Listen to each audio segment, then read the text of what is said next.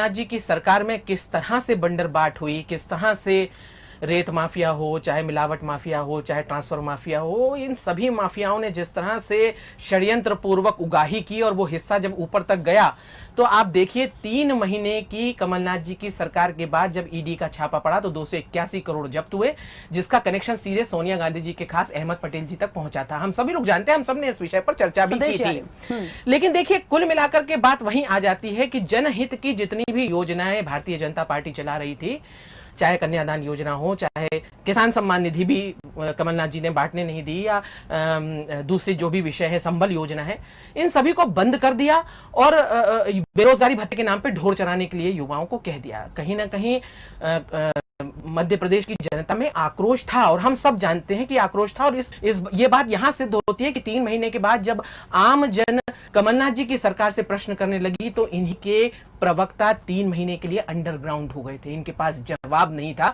कि हम क्या कहें कि कमलनाथ जी ने क्या करा, और राहुल गांधी जी आए थे, वो जो शगुफा छोड़ रहे वो धराशाही हो गया।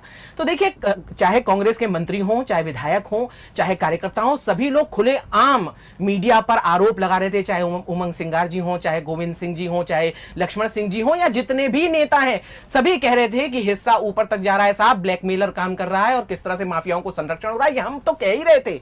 लेकिन कमलनाथ जी की सरकार के विधायक और मंत्री भी कह रहे थे। तो ये बात सिद्ध हो रही थी कि कमलनाथ जी केवल मध्य प्रदेश की नहीं, केवल छिंदवाड़ा के मुख्यमंत्री बनकर के रह गए थे। जितनी भी जन लाभकारी योजनाएं दूसरे क्षेत्रों की थी वो सब छिंदवाड़ा जा रही थी, चाहे एग्रीकल्चर कॉलेज हो, चाहे हाईटेक हॉस्पिटल हो।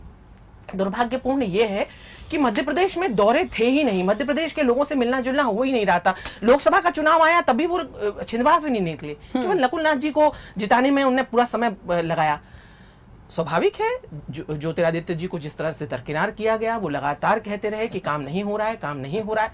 देखिए ये महत्वपूर्ण बात है कि जब कोई व्यक्ति सरकार में है, विधायक है और मंत्री भी है, तो वो ये इस बार का जो चुनाव हुआ है, देखिए सरकार बनेगी, स्थिर रहेगी, ये तो अब 10 तारीख को पता चलेगा जब नतीजे आएंगे। लेकिन बड़ा सवाल यही था, विकास का मुद्दा। जनता से जहां से भी फीडबैक आया, तो उन्होंने 2 शब्दों में कहा विकास चाहिए।